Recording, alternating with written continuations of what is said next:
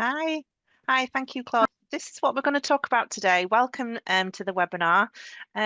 We've got a schedule of, I want to give you a very quick understanding of dyslexia. We'll look at behaviours in the classroom. We'll look at why learning and revising is difficult for those with dyslexia. But of course, we'll also look at the unique strengths, best practices, and then finally how the BDA can help. We would like to see who is in our audience though. So we want to know, do you teach A levels, GCSEs, both, or something else? So just while you're doing that, I'll very quickly give you a background about myself. Before I worked at the BDA, I've been here about 2 years. I worked at secondary school for about 14 years, and I supported students who with SEND needs, and I also assisted with the revision and the actual exam. So I was a facilitator in the exams, and I've scribed and read aloud for some of our Year 11 students. What's our poll telling us, Claudia? Okay, so we've got 31% GCSEs, 6% as both, and 63% as other, which is really interesting. Thank you so much. Okay, let's have a look very quickly at giving you a super quick understanding of what dyslexia is. I want to start off on a positive note though. There's around about 10% of our UK population who are diagnosed with dyslexia. It's around about 6.5 million people. It does affect both men and women, and there is a genetic link. So if you do want to ask parents about any concerns about a learner, ask about the wider family tree because it does become in different generations as well. That 10% of UK population who are diagnosed with dyslexia, there is a grey area. There is a section of our population who are undiagnosed and who just class themselves as having literacy difficulties. You might hear somebody say, "Oh, I don't enjoy reading and I'm rubbish at spelling." Well, they are more than likely going to have some level of dyslexia as well. So it's not just about looking and identifying those learners who have already been diagnosed with dyslexia, but understanding what to look out for in the rest of your classrooms for the rest of your learners as well. And we know that there is three main areas that dyslexics have real difficulty with. Phonological awareness, which is the understanding that, the squiggles on the page make spoken sounds. They're made up of sounds. They recognize how they come together to form words. Words form sentences. Sentences form text, and they're able to extract meaning from that text.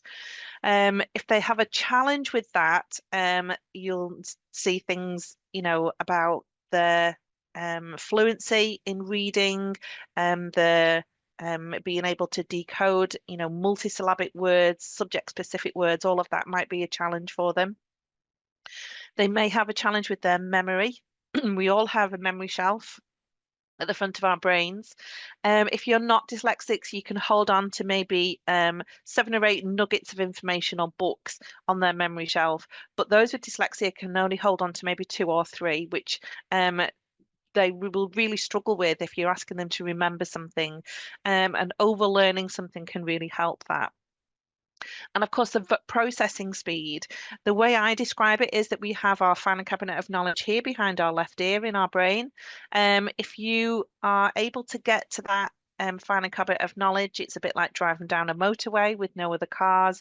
There's nothing to stop you from finding that super fast, generally left brainers. If you're a right brain dominant, you have a longer journey to take. So it's very much like going down the scenic route. And it's not to say that you can't find that information in your filing cabinet of knowledge. It just means that it might take a little bit of time. And so behaviors that you may notice is things like shouting out something that you've talked about maybe 10 minutes previously, that kind of thing, or shouting out in classrooms from what they were talking about the previous lesson, for example. So these are the three main areas that dyslexics have a challenge with. It's important to remember that depending on the experience of that individual, it might be that they are able to overcome their phonological awareness challenges, and their main challenge is in verbal processing speed and verbal memory. Or it can be any combination. It might be that they have a very good memory, but their processing and their phonological awareness is poor. And then likewise as well, the phonological awareness might be a challenge alongside their memory as well. So there's lots of different combinations, and it's important to remember that every dyslexic is going to be unique due to the experiences that they've had in their education, and of course their wider support within the school and within their family as well. What you may notice in the classroom are these kind of behaviours. If we understand the layers of this behaviour that is associated with dyslexia, we can help to address and manage them. So avoidance. Children with dyslexia often use avoidance as a coping mechanism. They might avoid things like reading, spelling, writing, and it's because they find it challenging and they fear that failure or embarrassment. And remember, if somebody's writing something down, it's a permanent record of what they can't do fluently. And so it's understandable if they want to try and avoid something that they know that they're going to struggle with, particularly if they're at GCSE level. I remember being in the classroom and a dyslexic learner handed in what they felt was a good answer for a GCSE English, for example, and they took a lot of effort to do that, and it was returned with, "We need to extend this answer." Um, it's if they are being challenged and criticized for the small amount that they're writing, but they're giving in a lot of effort, then eventually they're going to try to avoid it all at all costs. So understanding that avoidance behavior is important to try and recognize the amount of effort that it takes to actually write what they have done. Over time, they might just resign themselves to their difficulties. They might lose motivation for their academic pursuits. It might because they feel that no matter how hard they try, they're never going to succeed. And so it leads to that lack of engagement and effort in school. GCSEs and A levels and all exams they measure how well somebody can write, they measure how well somebody can remember, and that is something that dyslexics particularly feel is difficult for them. And I don't know if you've seen the news recently last week. The BDA was supporting Jamie Oliver in asking for change in how learners are assessed with their knowledge. And this is one of the things that it's because the exam system is not designed for those with dyslexia. They do kind of resign themselves to the fact that they just can't do it. And it's not that they're not knowledgeable enough, it's because the assessment process doesn't fit their strengths. So yes, resigning themselves to understand that they just think they just can't do it. So what is the point? Consequently, you may notice somebody acting out, and this might be to divert attention from what they are struggling with. It might be that they act out in class in a different variety of ways.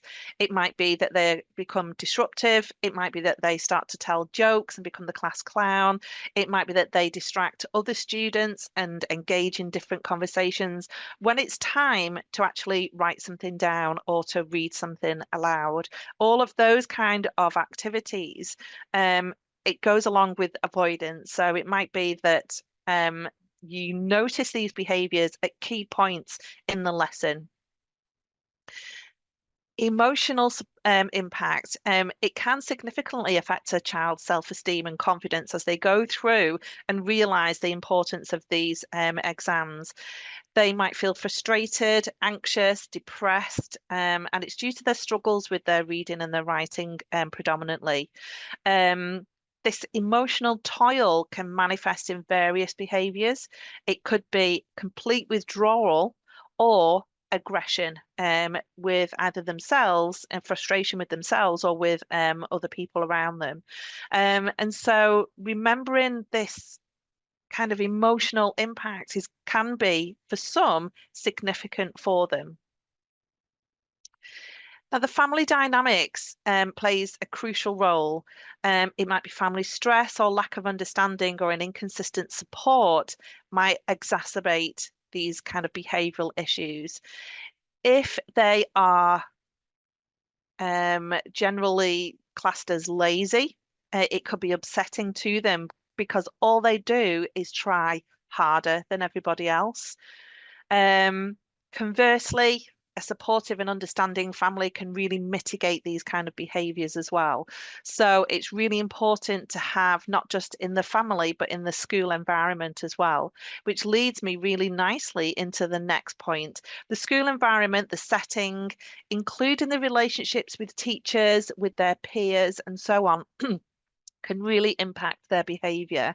If they have a lack of support or understanding at school, it leads to this increased behavioral issue. And while conversely, if they have a very supportive environment, it helps to manage them mentally and academically as well.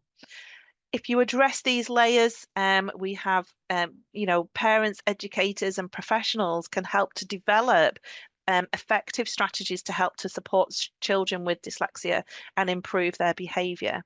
So, try not to judge too much and don't judge the behavior just on the surface. Try and dig a little bit deeper and find the root cause of their difficulties. It could be that they are dyslexic, and it could be that they're very good at masking what they find difficult.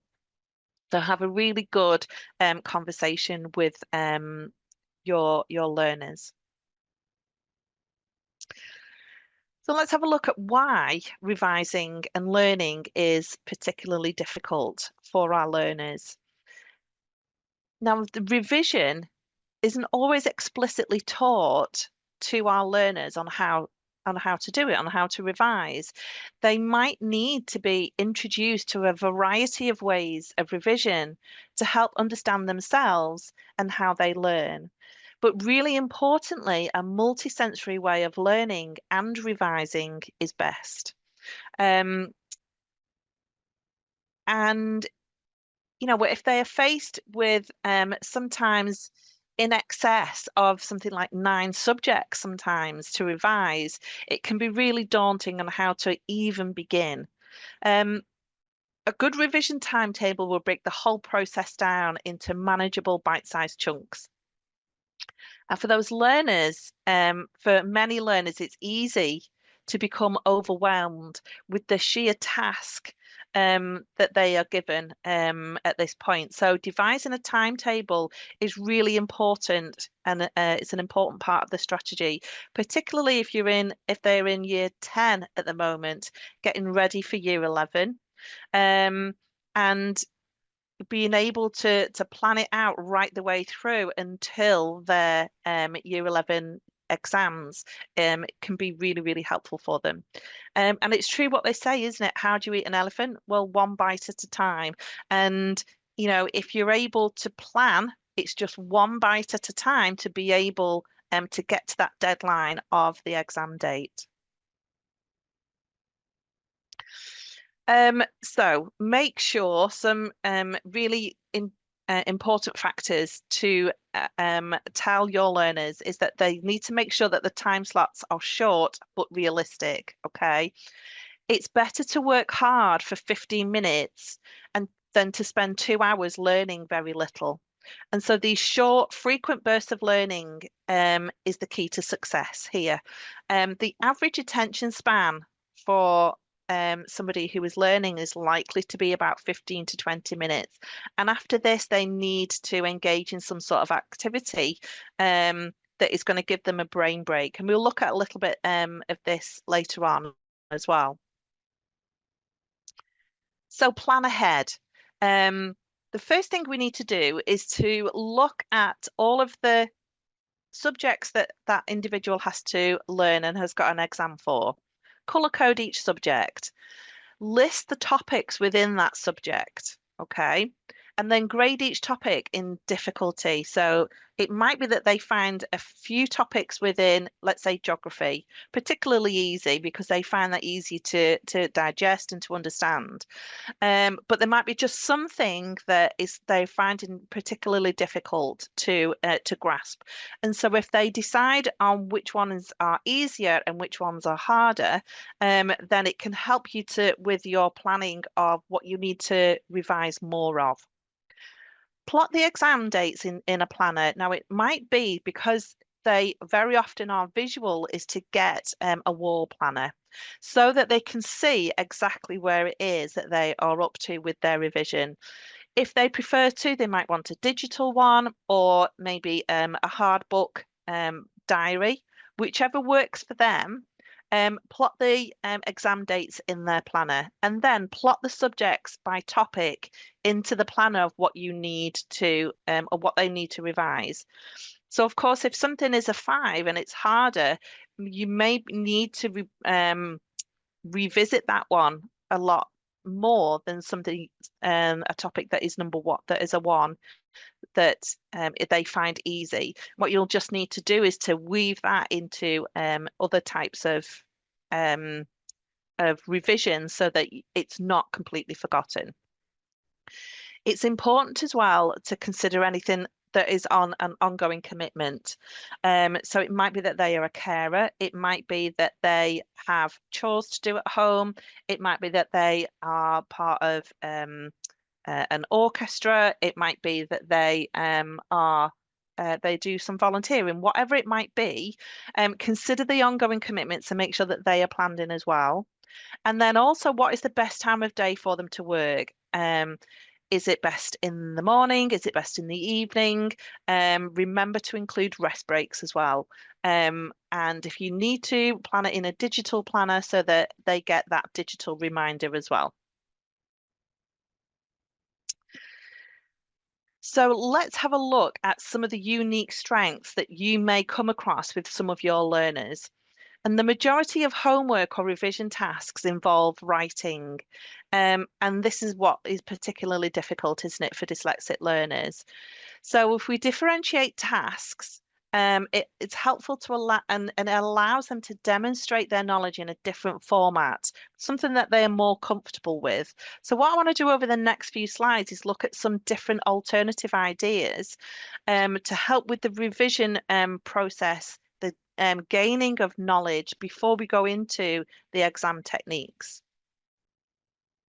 So comic books. I met a gentleman a couple of years ago who has set up Deco Comics, and his story reminded me of a number of learners that I worked with as well. He helped to himself to revise using a comic strip format because he was very, very arty. And it generates an imagery for them to help to remember for the real exam. If you want to go onto Deco Comics, he tells you his story through a video on his website. But it really made sense to be able to help with the imagery because on our memory shelf, our dyslexics can hold on to more images rather than nuggets of information in text. So if you are going to provide some revision resources, do make sure that not only is it text, but there is an image if possible, so that they can extract that information from the image rather than the text. So it might be that you convert it to a mind map, for example. So they're able then to extract the information a lot easier than it is from a huge amount of text. So audio clips, podcasts. I visited a primary school yesterday, and one of the class teachers was telling me that for his his lessons, he also creates the same information as a podcast and sends that out to the children and the parents as well, which I thought was a brilliant idea. He used AI to help him to put that together. And using these audio clips can really be really useful for some learners because they rather than a visual learner, they might be more of an auditory learner. And it helps them to be able to digest information when they are moving. So it might be if they are walking home, they can listen to that information, or it might be that they are, I don't know, kicking a football around, then they're still listening to that information. And the act of moving helps them to listen more intently. Some people just need to move to be able to listen properly. So using audio clips, and it might just be an audio clip of, this is what you need to revise today. Visit page such and such on in this book. Or it might be, visit this audio clip to remind yourselves of what it is that we are revising. So audio clips and voice messages are really, really helpful for those with dyslexia. When we talk about audio clips, it's not just about from where you're sending audio clips to your learners can send them to you too. So to help them to verbalize, sometimes it's a lot easier for them to verbalize their knowledge rather than to write it down. And I explain, sometimes all the way down here, it gets blocked sometimes and they can't take it out of the pen. But here, outside, if they verbalize their knowledge, it's so much easier for them. And to give them that opportunity to be able to do that, it can be really, really useful.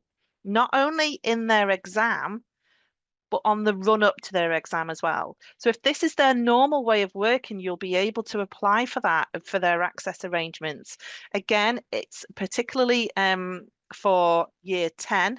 At the moment, it might be too late for year 11 right now, but consider for next year as well. Allowing them that speech to text opportunity could remove that huge barrier that might be preventing them from demonstrating their knowledge. So being able to share their voice clips to school might be a lot easier for them. If they need to, it helps me to move on beautifully to the transcription of audio as well.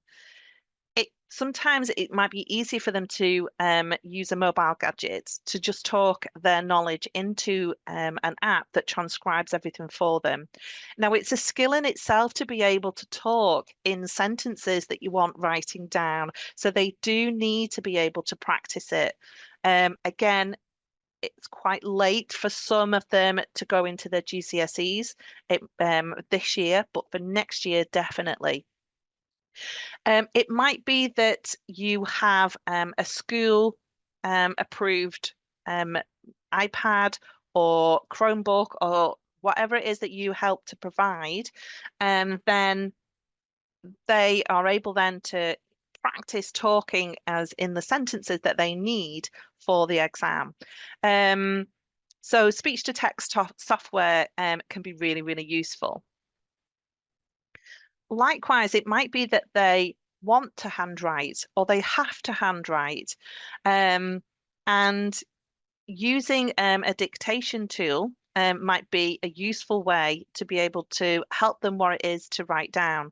So it could be, for example, a piece paragraph, just telling themselves to write the point, the evidence, analyze it and zoom, and just to remind themselves of that before they write it down. If they get to a point where they are able to voice it themselves in their exam, if they're able to, and I know it's very silent in exams, but even if they whisper it to themselves, if they're in a private room, they may be able to talk themselves through what it is that they want to write down. That ability to be able to speak it is a really helpful process in the actual writing process as well.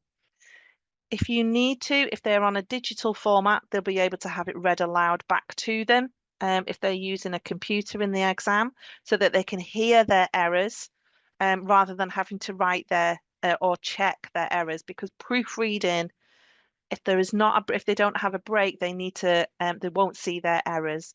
So all of these different options can be available to them if it's their normal way of working.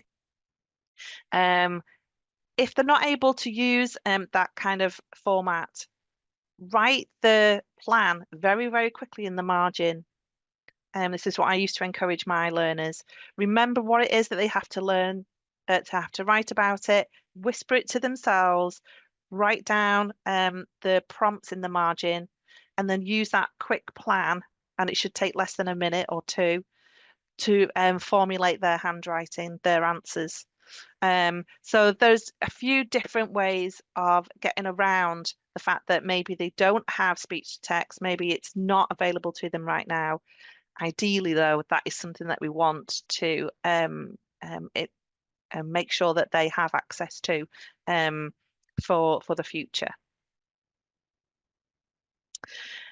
Creating a presentation, and the revision side of it, by creating a presentation, if they feel confident enough to be able to stand in front of an audience and tell you what their knowledge is of a particular subject or a topic, that kind of revision helps to really embed the knowledge.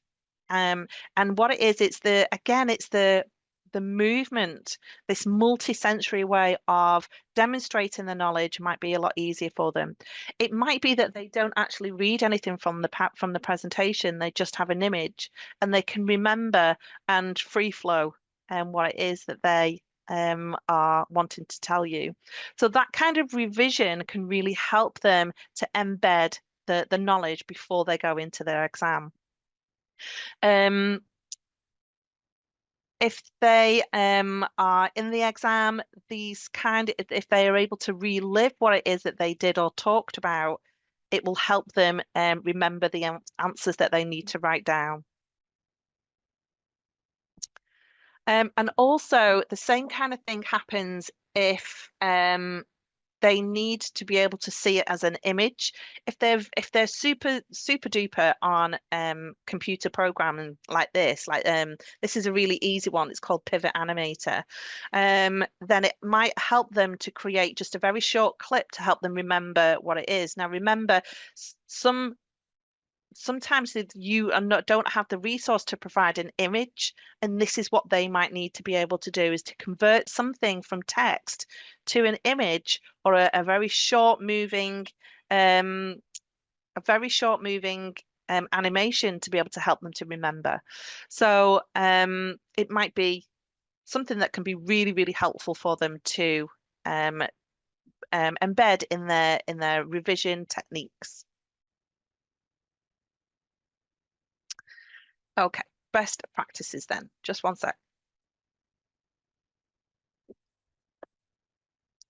Right. When I was in secondary school, I encouraged my learners to use games. And what it did was it removed the stress of thinking that they're going into a revision lesson. They all had their own revision cards, and it can be just as effective, and it's a very multi-sensory way of recalling information. So either teacher can provide particular revision cards, or the learners can provide their own revision cards, and you use them before you take your turn in any kind of game. And this can be for any game at all. So I provided a game of snakes and ladders, as you can see here, before it was their turn. They had to answer a revision card question. Before they went down the snake, they had a killer question. So it might be, I don't know whatever subject it is that you're doing. A killer question might be something that you've maybe, or it might be one of those things that they've decided is a hard topic. And I also created something like this. Now was in my classroom. This one was just for day-to-day revision of what we'd overlearned, but you can adapt this to absolutely anything. This was Connect 4. So your revision cards would go at the top. I've got some coordinates at the side. If they answer the revision card correctly, then they're able to put their counter down, and it's the first one to 4 in a row. So it's really nice for those if you've got a study buddy to be able to use each other's revision cards to see how well they do with that. Follow me cards. You can adapt these to anything. I found these on SEN Teacher website. And you can type in maybe I don't know who has the equation for something in maths or something in physics, and they have to find and follow that card, and you can adapt it to absolutely anything. The same for things like the word scramble. If there is particular spellings that they need to remember, use Scrabble letters, crosswords, word searches, anything like that, to help them to overlearn at the quickest opportunity that you can. So I use this one is, you probably won't be able to see that, but this is GCSE biology. So at the bottom, it's got digestion and mouth, liver, lipase, and so on. So you can use this as a bit of a test. This is a game of Bang, and what I did was I had the words that I wanted my learners to learn. They were all on cards. There were 7 Bang cards within that pack, and all of the cards, in your case, revision cards, will be placed face down. If they turn over a card, they answer that revision card correctly, they keep that card, and so they start to get a stash of cards. If they turn over a card and they get a Bang card, they have to swap the Bang card for all of the cards that they've earned. So all of the revision cards go back in on the table face down, and that revision card has to be answered again and again. When somebody turns over the last Bang card, it's the person with the most revision cards that wins the game. Now, for that, it's, again, any kind of revision card can be used. It removes the stress. It adds a little bit of joviality and a little bit of competition between small groups. And imagine if you were saying to your learners, okay, Year 11, we've got to go and do a revision lesson after school now. And on every single table, there was a different game. And so what you're doing is you're kind of hoodwinking your learners into thinking, actually, we're just playing games, but we're not. What the whole point of this is to provide that overlearning opportunity. And that's not just good for dyslexics, it's good for everybody. So tackling exam questions. Now, you probably do this already, but this is an example of a geography exam question. And to be able to have them to talk through it and to teach another student on how to approach a question can be really, really satisfying. So these kind of stages can be really helpful for somebody to teach somebody else, okay? And then you know that they've cracked it then.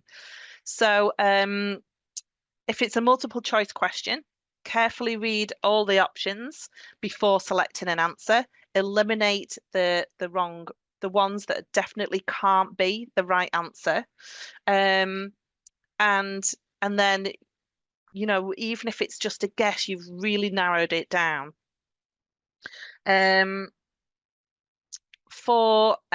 might be that they need to look for clues, pay attention to any kind of keywords in the questions, make sure that they highlight them or box them before they are answering the question. Be concise as well. Make sure that they provide clear and direct answers and avoiding unnecessary details. And of course, looking at the score, making sure that we're not wasting too much time. If it's only a 1 point question, we're not wasting too much time, or a 2 point question. It might just be you just give the reason and just the reason why, because sometimes time kind of runs away with those with dyslexia because they don't always understand how long something takes. And then if you have a long answer, plan in the margin, like I've mentioned earlier, create a routine of writing keywords in the margin before they start. Um, use that kind of structure to use that kind of technique to help to structure the answer. And remember as well to get them to cross it off as they go along, because what you don't want to do is to waste time repeating something if they've forgotten that they've already written it.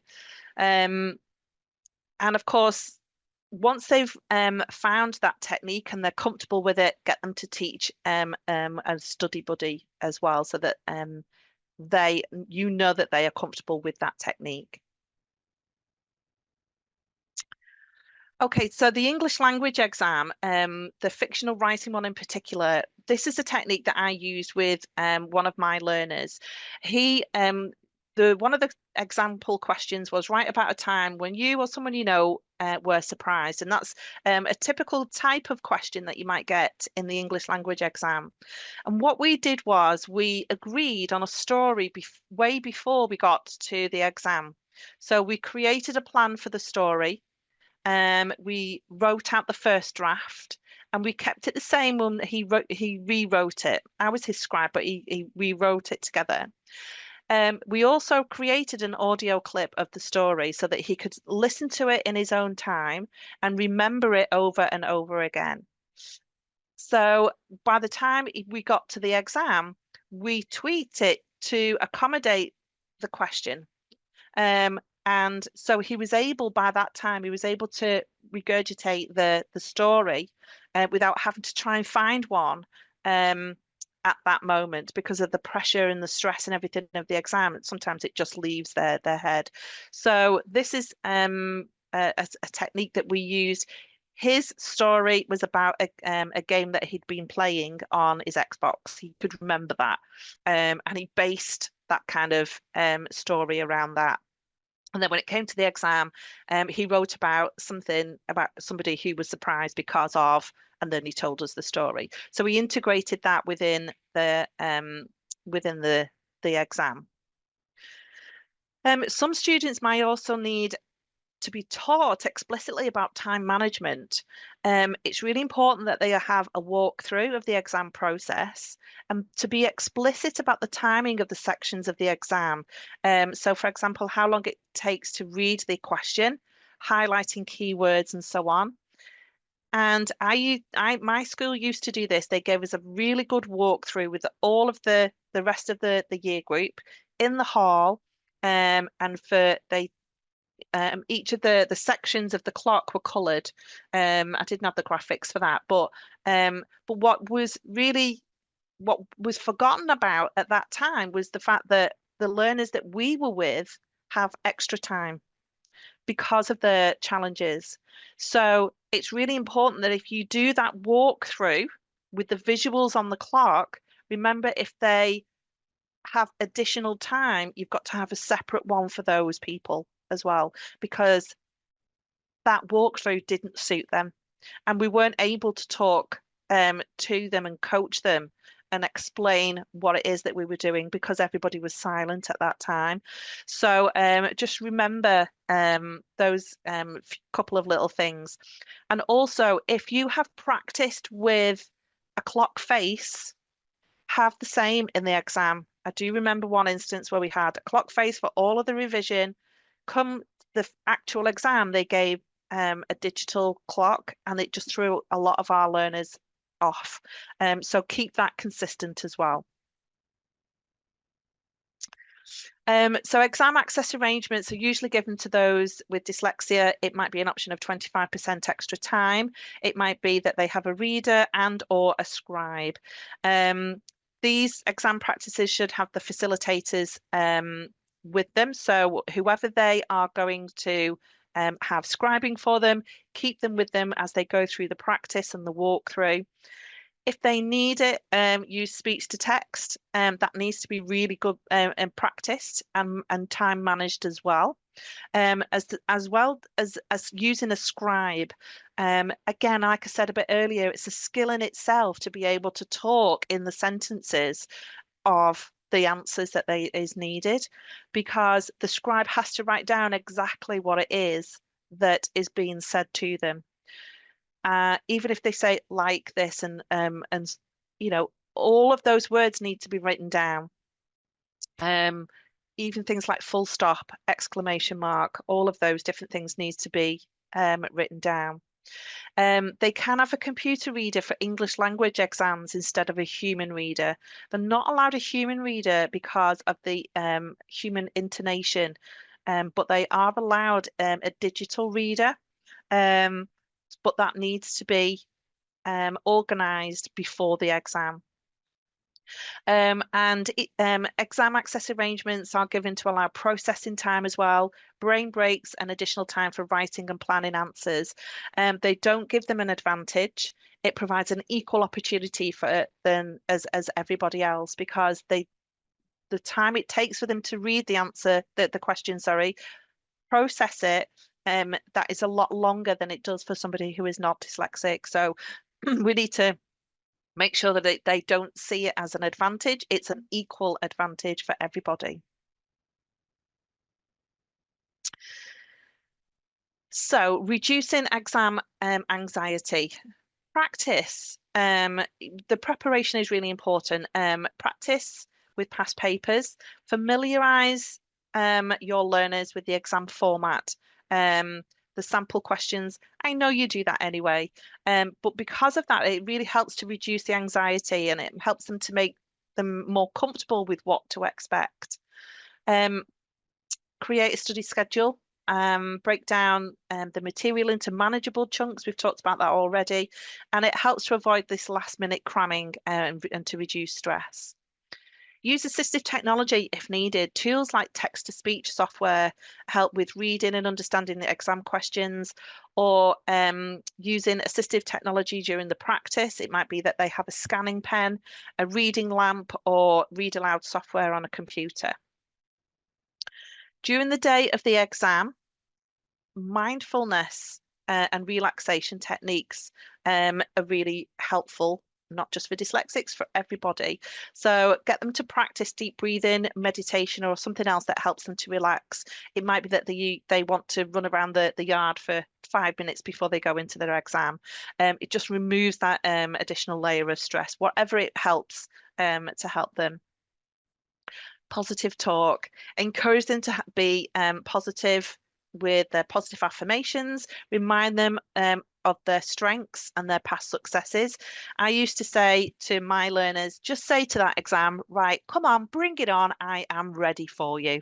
And it puts them into the driving seat and puts them in the control. So providing you've done all of your exam prep, that's the mindset that they need to go into to go, right, I'm ready for you. Bring it on because I can do it. Remember to stay organized and make sure that you've got everything ready the night before for the exam to avoid any last minute panic. I know that very often all of the exam tools are already prepared for them and left on the desks. During the exams, then, take your time, encourage them to take their time to read through the instructions and the questions carefully. Don't rush. Use the techniques that you've instilled in them. Get them to do that. Time management as well, making sure they understand about time management, allocating time for each section of this exam, especially if they've been given an allocated 25% extra time, that needs to be taken into account as well. If they feel that they get stuck on a question, encourage them to move on to the next one and then go back. Before they go to proofread their answers, get them to close the books, sit back just for keeping an eye on the clock just for a couple of minutes and get them to think about something different. It might be that what are we going to have for tea tonight? Or when did I take my little sister to the playground last time? Or anything at all. Get them to have a brain break, and then when they do proofread their work, get them to do it out of order. So maybe the back page before the front page, before the middle page, so that they don't misread any errors. Provide a support system. I'll make sure that the teachers and the parents and anybody, all of the other support staff, that they know how they are feeling. Um, it's important to provide that support so that if they need to talk to somebody, and anybody is available for them. And of course, there might be some who need to seek professional help because their anxiety is kind of controlling them. So if that is the case, remember to forward them on to somebody who is able to guide them with their anxiety and their stress before their exam. So very quickly, I'm going to go through how the BDA can help before we have a look to see if there's any questions. Our website is our greatest resource. You know, if you go to bdadyslexia.org.uk, then there's lots of information on there for you. If you need any help with accessible, to find any accessibility within the website, we have this icon here, and it will open up Recite. Recite will be able to allow you to manipulate the web page however you need to. And this is just an example of the kinds of things that you can use to help you look through the information on our website. We do have a helpline. Now, this is operated by mostly volunteers, but they are experts in the field of dyslexia. So, you know, if you want to talk to somebody, either finding out how you can support a particular student or getting some more multisensory techniques, then please do get in touch. If you're unable to call during that time, then please email or get in touch via social media. Then I know leaving a voice clip is quite popular these days now, isn't it? So yeah, and we'll do our very best to get back in touch with you as quickly as we can. Now, if you want more information on becoming more specialised in dyslexia, then have a look at what e-learning is available with the BDA, particularly a level 5, which is a dyslexia specialist tutor, or a level 7, which allows you to diagnose dyslexia with your assessor's practicing certificate. I also deliver face-to-face and virtual bespoke training. So if you want to get in touch with us, then for your school, then please do. And I'll be happy to have a chat with you and discuss which is better for you, virtual or face-to-face. We've also got a campaign running as well to help with our virtual Everest expedition. Now, I've signed up for this as well, and maybe some of you as teachers can help as well. It's to help, it's to understand that GCSE revision and GCSE exams is like climbing Everest. So basically what we've decided is we have there is 58,070 steps to the top of Everest.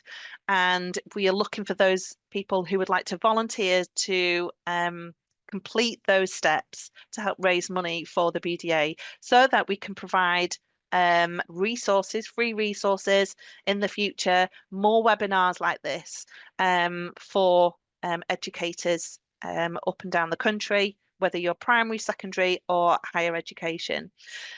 The challenge runs from the 5th of May to the 24th of June, so you don't have to do too many all in one go. And there are terms and conditions on the website as well. So please have a look out for that. If you don't want to do it yourself, please have a look out for on Just Giving for my page, and I'd be absolutely delighted if everybody can just donate £1 each, and I'd be absolutely a very happy lady. So thank you in advance for those. So I'm just going to open it up for any Q&A. We've got about 8 minutes left, I think. Hi, Amanda. Yes, we do. Hi. Hi. We've covered a lot of information in that session. I think everybody's processing all that information. So we haven't got any questions at the moment, although I am interested in the poll this earlier today. We had a 63% of other. So if anyone is able to put in the chat what the other means to you, that would be great. That would help us immensely. Just seeing if anyone, giving everybody a bit of a minute to see if any questions come in. Yeah, we will share the recording in the next couple of days. Oh, perfect. So, SEN officer, anybody else?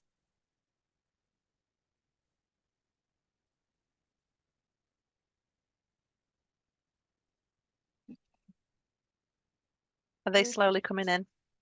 Yeah, they're slowly coming in. There we go. It's always great to know who our audience is. It is. It really is. I'd love to know, if there are any private tutors out there as well who are looking at this.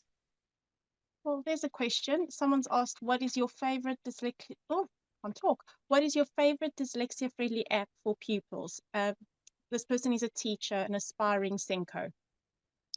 Okay, so depending on what it is that you want to do, there is lots of apps actually for reading and transcribing. So what I would, challenge you to do is have a look at your app store and have a look for a writing app, a transcription app.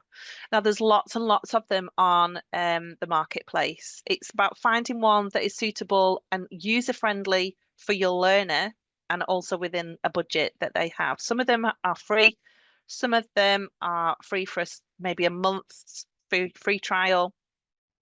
Excuse me, before you need to start to subscribing to it. But what that will do is it really removes that burden of having to write, because it's the actual act of writing and trying to remember and having that flow that is really slowing down, in the actual handwriting department. If they are verbally um, much more accurate and much more knowledgeable, then encourage that. Likewise with reading. So if you've given them a lot of reading resources to read, there are apps that will capture text and read it aloud. I mean, there's gadgets as well, but a lot of many of us have smartphones now, and downloading an app on a smartphone I feel, is a little bit more convenient than um, carrying a scanning pen around, for example. Now, I know that they're not able to use them in the exams. So depending on the level of your learner, um, for the bulk of the revision, then it might be helpful for them to try and find a transcription or a reading app, is what I would suggest. Thank you, Amanda. Any tips for teaching how to manage time in exams where there will be a digital clock? Um, I would try and move away from a digital clock if possible, because unless that's what they're used to. Um, what I found with those who are dyslexic and dyscalculic is that if you tell them how much time or what time you need to finish is really helpful, rather than saying to them, you've got 7 minutes to do this section. So instead of saying that, you have to finish by 12:07, for example, because you know, that's the end time. They were able to be able to understand it from the end time, rather than say, take 7 minutes to do this, because from the beginning time to the end time, it's something that they can't have that concept with sometimes. Um, so if you say to them, you start this, you read, you've got to finish reading by 10 minutes past the hour, or 8:10, whatever it is, that kind of looking at the digital clock might be a way forward. But of course, it's about the learner as well. If they're not used to digital clocks, don't use it. Yeah. Okay, perfect. Um, what else have we got? My son has just had an assessment in school. They found only that he has a slow writing speed. He's in year 11. Could this indicate a diagnosis? He says he can write fast if he's copying, but not if he's thinking about what to write. Um, it certainly sounds like it needs a more of an investigation. The Let me think about that. So this it might be that he is trying to formulate the words in his head, and it might take him a little bit longer. Um, can I ask, as might not be able to text in time, but does he have access arrangements? Does he have a scribe to be able to keep him in time with the exam? Maybe they'll We come can back see to us in if a. they come back to us. No, no access arrangements. Oh, right, okay. Um, Now that surprises me. I would have expected some either a scribe or additional time if it's known that he is a slow writer. So go back and check that. Check what his scores were. I don't think this child's been assessed. Maybe just for access arrangements then. Yeah, yeah. I don't have much more. He only had slow writing speed. They said no to access arrangements because he only has slow writing speed. Oh, okay. Well, I would challenge that with the Senko. Yeah, Personally, I would, because the slow writing speed is going to put him at a disadvantage um, in his exam against everybody else. So yes, I would definitely challenge that. perfect. Thanks, Amanda. We have students reluctant to use reader pens. Any advice to help encourage them? Um, It's a we tough need one to when they're find out the in reason secondary why school. yeah. Um, because reader pens, the ones for the exam that are designed for exams, there's no way around that unless you're able to have and if maybe you've not got the capacity to be able to do that.